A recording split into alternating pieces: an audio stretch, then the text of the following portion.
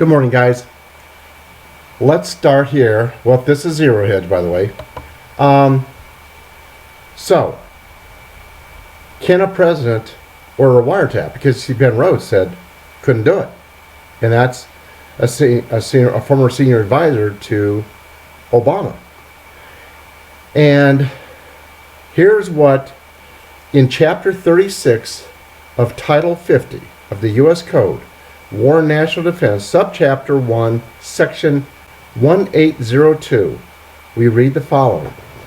Notwithstanding any other law, the President, through the Attorney General, may authorize electronic surveillance without a court order under this subchapter to acquire foreign intelligence information for periods of up to 1 year if the Attorney General certifies in writing under oath that the electronic surveillance is solely directed at blank, blah, blah, blah. In other words, and I'll put this in the description box for you, so he can order it.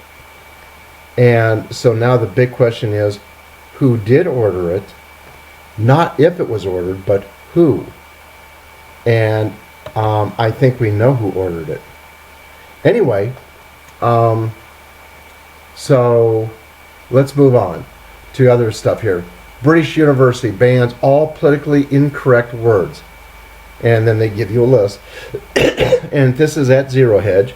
But some of the stuff here, it includes mankind, homosexual, housewife, man-made, and sportsmanship. And the list goes on. It's really stupid. What else here? What has kept the rally going? Some thoughts from Deutsche Bank. The people have kept the market going.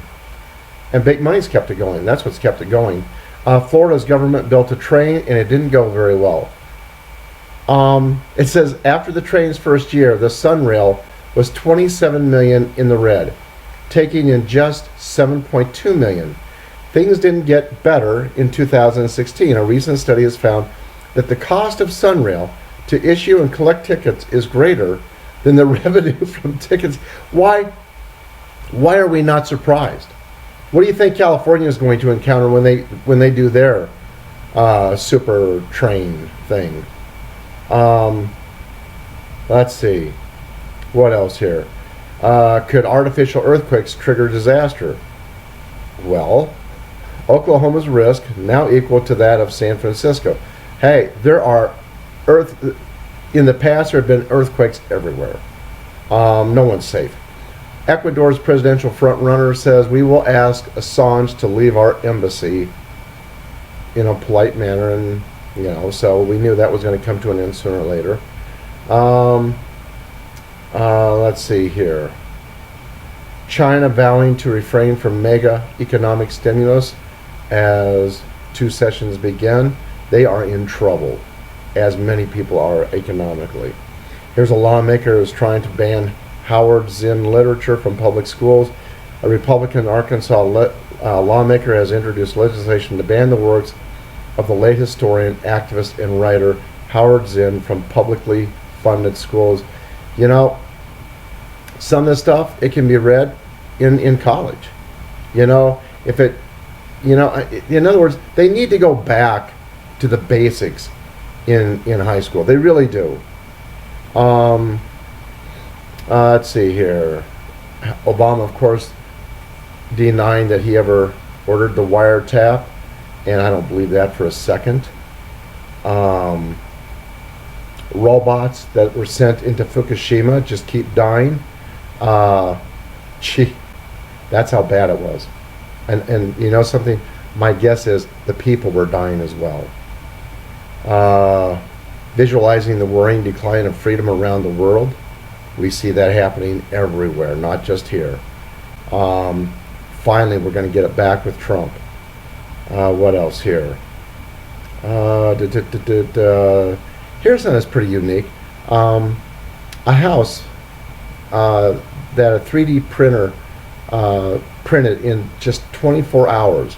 It's at a cost of $10,000. It says, while 3D printing may have faded away in recent years from the spotlight of core disruptive technologies, that may soon change again after a company managed to 3D print an entire house in just 24 hours. Located in Russia, the following 400 square foot home was built in just a day at a cost of slightly over $10,000. You can't tell me that doesn't have a little, people aren't interested in that. And then here's an article that talks about the violence, fighting, breaking out at Trump supporters and protesters. These are hired thugs. The people going to these rallies, they're just ordinary people. They're not, the vast majority, they're not fighters. They're not mean people. But the people that they brought in, they are mean. They do know how to fight, and they are thugs. So, as it says here, in a day when Trump supporters organized peaceful rallies across the nation in support of the president, violence broke out Saturday in the liberal, if not quite tolerant, West Coast capital of Berkeley, when Trump fans and protesters started fighting each other in broad daylight while police in riot gear stood at a distance. Yeah, it's just BS. And you're going to see a lot of change coming to California. And, excuse me. And then this article up here. It's a crime for Americans to freely sell our raw milk, yogurt, and cheese to our friends and neighbors. What a crock that these businesses have been shut down. But you know something? I think that's going to come to an end too. And we're going to be able to, once again. That's all for now. God bless y'all. I'll talk to you soon. Bye-bye.